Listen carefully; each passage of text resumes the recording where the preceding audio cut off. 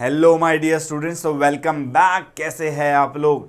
हम लोग module 4 already start कर चुके थे, ठीक है। सो उसके अंदर हम लोग ने फॉरेन डायरेक्ट इन्वेस्टमेंट ऑलरेडी कर लिया है। आज हम लोग स्टार्ट करने वाले हैं मल्टीनेशनल कंपनीज, ठीक है। Sorry, let's come to multinational company. Okay okay okay okay. So multinational company जब हम लोग कर रहे हैं, multinational corporations MNCs have been playing a dominant role globally and have been integrating the world economy.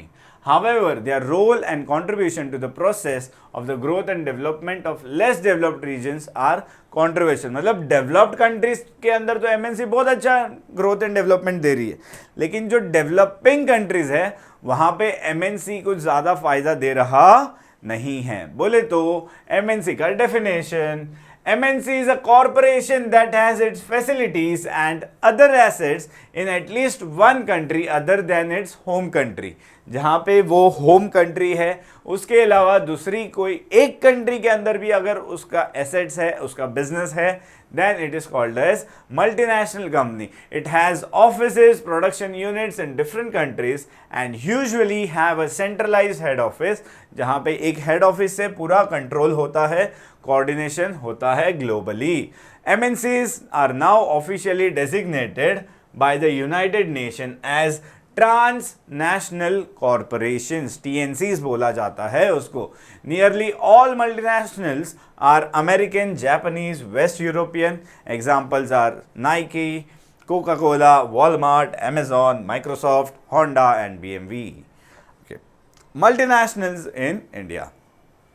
There are many multinational companies operating in India since the British period. Some of the earliest multinational companies are Siemens, GE India, Hindustan Unilever, etc. Subsequently, many more started operating in India. After that, बहुत सारे और भी आए हैं. They include Microsoft, IBM, Nokia, PepsiCo, Nestle, Coca-Cola, Procter and Gamble. Most of the MNCs concentrated in the production of consumer goods. Yes, सीधी बात है. Multinationals in India, as in other developing countries, have advantages and disadvantages. तो क्या advantages है? First, direct employment. क्या करता है वो? Direct employment, क्योंकि अगर प्रोडक्शन स्टार्ट हो रहा है तो वहां पे एम्प्लॉयमेंट क्रिएट होगा, ठीक है। अगर मतलब कंपनी के अंदर तो लोगों को जॉब मिलने ही वाला है, मैनेजरियल जॉब मिलेगा, ठीक है, जो लेबर जॉब है वो भी मिलेगा, एडमिनिस्ट्रेटिव जॉब भी मिलेगा, हर तरह की डायरेक्ट एम्प्लॉयमेंट तो वो क्रिएट करता ही करता है। लेकिन ठीक है, they also create new kind of jobs in the host countries. Indirectly अगर मैं सपोज एक कंपनी क्रिएट कर रहा हूं, वहां पे आसपास के लोगों को जॉब तो मैं मेरी कंपनी में दे रहा हूं, लेकिन जो ट्रांसपोर्ट फैसिलिटीज है, जो इंफ्रास्ट्रक्चर बनाना है, तो उसके लिए इनडायरेक्टली भी लोगों को काम मिल रहा है मेरी कंपनी के through. So it provides indirect, जैसे कि जो रॉ मटेरियल प्रोवाइड कर रहा है उसको भी, जो गुड्स मेरे यूज करके अपने बिजनेस में कुछ आगे कर रहा है तो उसके लिए भी एम्प्लॉयमेंट जनरेट कर रहा हूं, ठीक है। MNCs फॉरेन डायरेक्ट इन्वेस्टमेंट भी अट्रैक्ट करता है, ठीक है। मल्टीनेशनल कंपनीज में 40% से ज्यादा अगर आज की तारीख में देखें तो फॉरेन डायरेक्ट इन्वेस्टमेंट आता है, ठीक है, जो हम यहाँ पे एसेट्स और बाकी चीजों में इन्वेस्ट कर सकते हैं। टेक्नोलॉजी तो ऑफ कोर्स बहुत अच्छी अच्छी मल्टीनेशनल कंपनीज लेके आती है हमारी कंट्री के लिए, जो हमारे कंट्री के ग्रोथ एंड डेवलपमेंट में यूज होती है। अगर यहाँ के लोकल इनहेबिटेंट्स को अच्छी जॉब मिल रही है तो उनकी इनकम भी वहाँ पे बढ़ने वाली तो है। उसके बाद फॉरेन नेटवर्किंग अपना बढ़ता है, फॉरेन की दूसरी कंट्रीज के साथ हमारा लेन देन बढ़ जाता है, इंपोर्ट एक्सपोर्ट बढ़ जाता है, हमको फॉरेन मार्केट्स एक्सेस मिल जाता है। पहले जो हम वहाँ पे बाइंग सेलिंग के लिए शायद हमारे कॉन्टेक्ट्स नहीं थे, नाउ वी हैव एक्सेस कि हम वहाँ पे फॉरेन मार्केट में नेटवर्किंग अपना बढ़ा सकते हैं। हमारे कंट्री में लोगों के स्किल्स बढ़ते हैं क्योंकि MNCs यहाँ पे आके एम्प्लॉयज़ को ट्रेनिंग प्रोवाइड करते हैं, एडवांस ट्रेनिंग प्रोवाइड करते हैं, सो दैट वो ग्लोबल मार्केट में स्टैंड कर सके। एक्सटर्नलिटीज होता है, दो जन का एक काम हो रहा है, उसके वजह से तीसरा जब फायदा लेता है, तो मल्टीनेशनल कंपनीज की वजह से दूसरों को भी फायदा होता है, ठीक है, उनकी इनकम बढ़ जाती है, उनका इंडस्ट्रीज अपग्रेड हो जाता है, ठीक है। सो देखो, जैसे कि एक सीधी बात है, एप्पल का मोबाइल फ़ोन, उसके वजह से स्क्रैच गार्ड की इंडस्ट्री का भी डेवलपमेंट हो रहा है, कवर की इंडस्ट्री का भी हो रहा है, चार्जर वालों का भी डेवलपमेंट हो रहा है, सबका हो रहा है। तो वो एक्सटर्नलिटीज है, मतलब एक के वजह से बाकी सबको इनडायरेक्टली फायदा मिल गया, ठीक है। सो उसको हम लोग एक्सटर्नलिटीज में बोलते हैं, ठीक है। तो वो कहीं ना कहीं they are also getting benefit out of it. उसके बाद आता है कॉम्पिटिटिवनेस। क्या आता है? कॉम्पिटिटिवनेस, मतलब जो हमारे डोमेस्टिक प्रोड्यूसर्स थे, अब तक कॉम्पिटिटिव नहीं थे, शायद क्वालिटी नहीं प्रोवाइड कर रहे थे, तो वो लोग अभी कॉम्पिटिटिव हो जाएंगे। MNCs affect the host country का कॉम्पिटिटिवनेस, ठीक है। तो वो होस्ट कंट्री के जो डोमेस्टिक प्रोड्यूसर्स होते हैं वो लोग ज़्यादा कॉम्पिटिटिव हो जाते हैं, क्योंकि वो लोग भी अच्छी क्वालिटी प्रोवाइड करना चाहेंगे अभी, ठीक है। वहाँ पे कंट्री के अंदर इंडस्ट्रियलाइजेशन आता है, इन्वेस्टमेंट होता है, एंड वहाँ से ज़्यादा इंडस्ट्रीज बनना शुरू हो जाती है। सीधी बात है, इन्वेस्टमेंट बढ़ेगा, टेक्नोलॉजी आएगी, तो वहाँ पे प्रोडक्टिविटी ज़्यादा होने वाली है। टेक्नोलॉजी डिफ्यूजन, वहाँ की कंट्री से टेक्नोलॉजी हमारी कंट्री में आने वाला है, ठीक है। फिर अभी सीधी बात है, लोग पैसे कमा रहे, जॉब अच्छी है, इन्वेस्टमेंट हो रहा है, प्रोडक्शन हो रहा है, तो उससे कंट्री के अंदर वेल्थ तो क्रिएट होगा, जो हमारा कैपिटल का शॉर्टेज था वो भी फुलफिल हो जाएगा साथ में, ठीक है। जनरेशन ऑफ रेवेन्यू, अगर कैपिटल इन्वेस्ट हो रहा है तो उसमें से रेवेन्यू तो जनरेट होने ही वाला है। अगर इनकम जनरेट हो रही है, लोगों को जॉब्स मिल रही है, तो पॉवर्टी तो कंट्री में ऑटोमेटिकली रिड्यूस होने वाली है, ठीक है। And last point, infrastructure, because MNCs यहाँ पे आती है तो फैक्ट्री सेटअप करती है, electricity, power, fuel, water, roads, bridges, सब चीज़ें इंफ्रास्ट्रक्चर पे वो लोग इन्वेस्टमेंट करते हैं। तो ये तो हो गए हमारे सारे एडवांटेजेस हमको हो रहे हैं, किसको? तो इंफ्रास्ट्रक्चर कंपनीज, मल्टीनेशनल कंपनीज की वजह से हमारी होस्ट कंट्री को। लेकिन कहीं ना कहीं डिसएडवांटेज भी होता है कि वो लोग मोनोपोली पावर लेके आ जाते हैं। That means they grow so big कि छोटे छोटे जो डोमेस्टिक प्रोड्यूसर्स थे मार्केट में, वो लोग बाहर निकल जाते हैं, एंड फिर मार्केट में they are the sole sellers, तो उसकी वजह से मोनोपोली पावर क्रिएट हो जाता है उनका, ठीक है। प्रॉफिट रिपैट्रिएटेड इन फॉरेन एक्सचेंज, मतलब प्रॉफिट कमा कमा के सब लेके कहाँ जाएंगे? अपनी कंट्री में लेके जाएंगे। तो हमारा प्रॉफिट रिपैट्रिएट चला गया, फॉरेन एक्सचेंज के तौर से बाहर चला गया, हमारा बैलेंस ऑफ पेमेंट वापस नीचे आ गया। एनवायरनमेंट को डैमेज करेंगे, रिसोर्सेज को एक्सप्लॉइट कर देंगे एकदम। वो लोग ये नहीं सोचेंगे हमारी रिवर्स में केमिकल का पानी डालने से हमारे कंट्री को क्या नुकसान होगा, उनको तो सिर्फ अपने प्रॉफिट से लेना देना है, ठीक है। हमारा रेवेन्यू यहाँ से वहाँ जा रहा है, ठीक है, क्योंकि बहुत बार गवर्नमेंट क्या करती है, उनको इन्वेस्टमेंट के चक्कर में टैक्स हॉलीडेज दे देती है, मतलब टैक्स नहीं पे करना है, ठीक है। तो कंट्री का जो रेवेन्यू होता है वो कम हो गया, यहाँ पे एक्सप्लॉयटेशन स्टार्ट कर देते हैं। मल्टीनेशनल कंपनीज क्या करती है, रॉ मटेरियल इतना ज़्यादा यूज़ कर लेते हैं, बचता ही नहीं है। सस्टेनेबल डेवलपमेंट की जो हम लोग बातें कर रहे हैं वही नहीं रहेगा, यहाँ पे एक्सप्लॉयटेशन हो जाएगा ज़्यादा, हद से ज़्यादा एक्सप्लॉयटेशन हो जाएगा। एंड इनएप्रोप्रिएट टेक्निक्स यूज़ करते हैं, प्रोडक्ट्स डालते हैं, जॉब क्रिएशन कम हो जाता है, ठीक है। देन डिजायर्ड इन द, क्योंकि कैपिटल इंटेंसिव टेक्निक्स यूज़ करते हैं ना वो लोग, तो उससे लेबर्स का तो जॉब चला गया, ठीक है। तो ये सारे नुकसान मल्टीनेशनल कंपनी अगर आपकी कंट्री में आती है तो उससे होता है। आई होप ये आंसर क्लियर था, ठीक है। Next answer, moving ahead with India's foreign direct investment policy and trends. अभी इंडिया में फॉरेन डायरेक्ट इन्वेस्टमेंट कैसे होता है एंड ट्रेंड क्या है इंडिया के अंदर फॉरेन डायरेक्ट इन्वेस्टमेंट का, ठीक है। How often we get foreign direct investment since 1991, government, Indian government of course, has promoted the flow of foreign investment into the country. The policies and mechanisms to promote the regulate the foreign investment have worked well for India. ठीक है, हम लोग ने ना 1991 के बाद थोड़ा foreign investment India में अलाउ किया था, लेकिन रेगुलेट कर रहे थे, ऐसे ही नहीं इन्वेस्टमेंट अलाउ किया था। तो हमको काफ़ी बेनिफिट हुआ। India rank third in the world in attracting FDI in greenfield projects. ठीक है, नया बिजनेस सेटअप करने के लिए सबसे ज़्यादा हमने अट्रैक्ट किया था फॉरेन डायरेक्ट इन्वेस्टमेंट।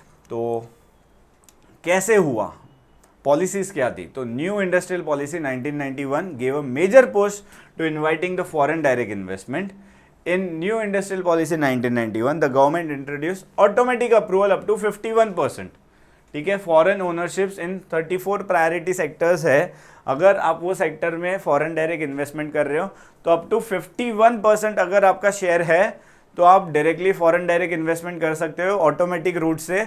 आपको उसके लिए स्पेशल परमिशन लेने की ज़रूरत नहीं होती है। ठीक है, and 100% without parliaments approval accept in case of pension, insurance and defence. ये छोड़ के अगर आप बाकी जगह पे दे रहे हो तो 100% भी अलाउ कर दिया है। ठीक है, FDI continues to be restricted in still many sectors, जैसे कि ये डिफेंस, इंश्योरेंस, पेंशन, ये सब में अभी भी रेस्ट्रिक्टेड है।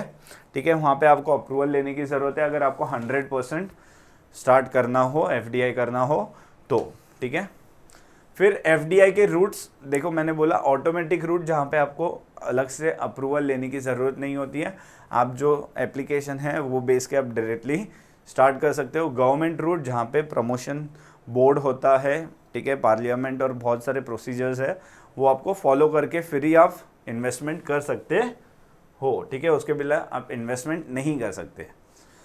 So, in some sectors, investors do not require prior government or RBI approval. They are required to notify, सिर्फ documentations करके notify कर दो। ठीक है, wholesale trading, railway infrastructure, agriculture, manufacturing, ये सब के लिए। लेकिन कुछ चीज़ों में आपको इन्वेस्टमेंट करने से पहले गवर्नमेंट की परमिशन लेनी पड़ती है। That is in some sectors, prior approval of the government is necessary. The proposal in these sectors were routed through the Foreign Investment Promotion Board, एक है। ठीक है, वो abolish कर दिया गया अभी, तो अभी RBI के थ्रू सब कुछ होता है। Other relevant government departments थे। Some of the sectors where prior government approval is required, वो थे print media, air transport, telecommunication, banking, food product, retailing, etc। ठीक है, ये सब के लिए आपको गवर्नमेंट रूट से ही आना पड़ेगा अप्रूवल लेके। ठीक है, सिर्फ नोटिफाई करके आप आ सकते नहीं हो। The department of industrial policy and promotion DIPP was established in 1995 under the Ministry of Commerce and Industry. It is responsible for formulation of FDI की जो भी पॉलिसीज होती है वही लोग बनाते हैं। ठीक है, FDI फ्लो कंट्री में कितना आएगा वो लोग डिसाइड करते हैं। FDI पॉलिसीज बनाता है ऑनगोइंग बेसिस पे। It has played an active role in liberalisation. ठीक है, एफडीआई पॉलिसी पहले हमारी बहुत स्ट्रिंजेंट हुआ करती थी, अब उसको लिबरल कर दिया है। टेक्नोलॉजी, फॉरेन टेक्नोलॉजी कोलैबोरेशंस में काफ़ी हेल्प करती है, एग्रीमेंट्स बनाने के लिए हम लोग को अदर कंट्रीज़ के साथ। ठीक है, फिर उसके बाद DIPP हमने पढ़ा, उसके बाद आता है फॉरेन इन्वेस्टमेंट इम्प्लीमेंटेशन अथॉरिटी। ठीक है, तो FIIA foreign investment implementation authority was set up in 1999 to encourage the implementation of the government's FDI policy जो थी उसको हम लोग को, ठीक है, इम्प्लीमेंट करना था। लेकिन उसमें FILA, ठीक है, लिबरलाइजेशन का जो था उसको ध्यान में रखते हुए तो फास्ट ट्रैक किया थोड़ा, फटाफट हम लोग ने गवर्नमेंट एजेंसी के अप्रूवल लेने के लिए, फॉरेन इन्वेस्टमेंट जो भी प्रॉब्लम्स है उसको सॉल्व करने के लिए, तो वेरी सक्सेसफुल था in solving the problems faced by foreign investors. फिर आया foreign investment promotion board FIPB, वो set up as a part of industrial policy 1991। ठीक है, डिपार्टमेंट ऑफ इकोनॉमिक अफेयर्स के अंदर आता था, मिनिस्ट्री ऑफ फाइनेंस में।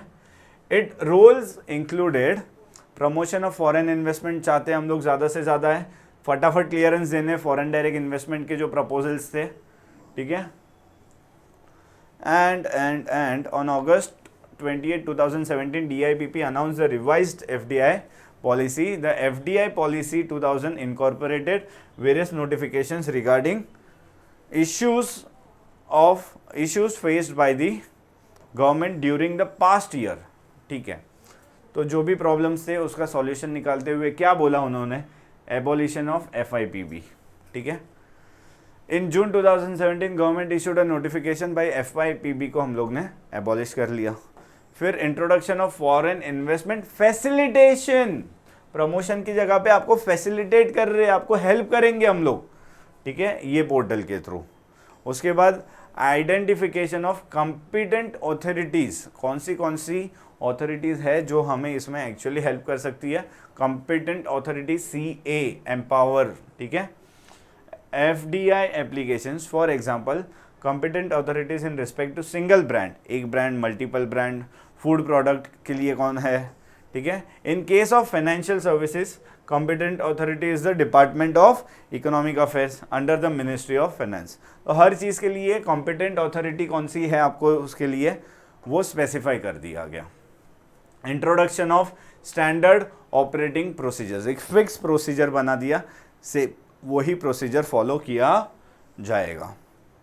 इंट्रोडक्शन ऑफ, हाँ ठीक है वो हो गया। Introduction of convertible notes by startups. The FDI policy has introduced the issuance of convertible notes by startups to person residents outside India. Convertible notes are the debt instrument that are repayable at the option of the holder or convertible into equity shares within 5 years of the issue.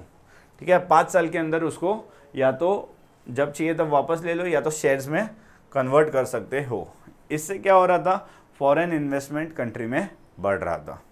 Recent FDI trends अगर देखेंगे India में तो equity investment है, री invested earnings है and other Capitals के through पैसे आते हैं, ठीक है।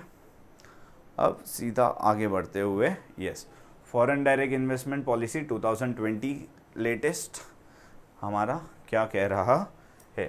The consolidated foreign direct investment policy came into effect on October 2020।